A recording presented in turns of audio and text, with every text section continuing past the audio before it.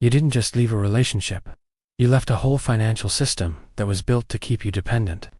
And now you're standing in the rubble of someone else's control, trying to figure out how to rebuild a life they were never going to let you have. That takes a specific kind of courage.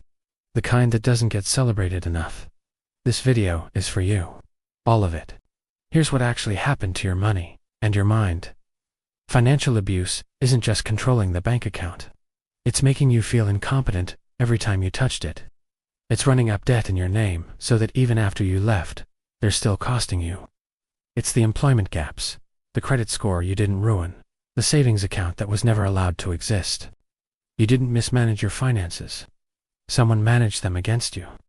That distinction matters more than you know right now, because the shame you're carrying, it belongs to them, not you. Okay, first things first. If you just left, or you're planning to, here's what moves in the next 72 hours. Get your documents out. Birth certificate, social security card, passport, last 3 years of tax returns. If you can't take them physically, photograph everything. Open a brand new bank account at a completely different bank. Not a branch, a different institution entirely. Use a trusted friend's address or a P.O. box for statements. Redirect your paycheck there immediately. Change every password, every PIN. Remove shared access from every financial account. And check your financial apps. Some of them share location data you never agreed to. These steps aren't dramatic. They're the foundation everything else gets built on. Now, let's talk about the damage assessment, because this is the part that terrifies most people. Pull your credit reports from all 3 bureaus. Equifax, Experian, TransUnion. You're looking for accounts you didn't open, missed payments you didn't know existed. This is not a punishment. This is reconnaissance. Write down every debt, which ones are joint, which ones are solely yours, and which ones you were forced to sign without real consent.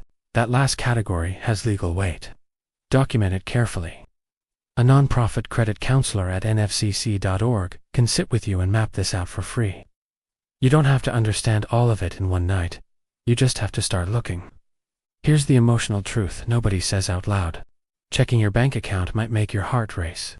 Spending even small amounts might feel like waiting for punishment. That's not weakness. That's what financial trauma does to your nervous system.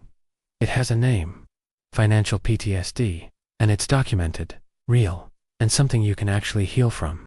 A financial therapist, not just a regular therapist, can help you untangle the money from the fear. Because right now, every dollar decision probably carries weight it was never supposed to carry.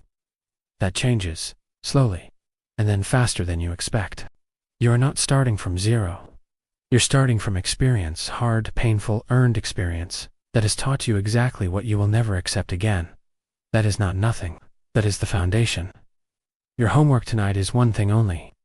Go to annualcreditreport.com and pull your free credit report from one bureau. Just one. Just look. Don't judge. Don't spiral.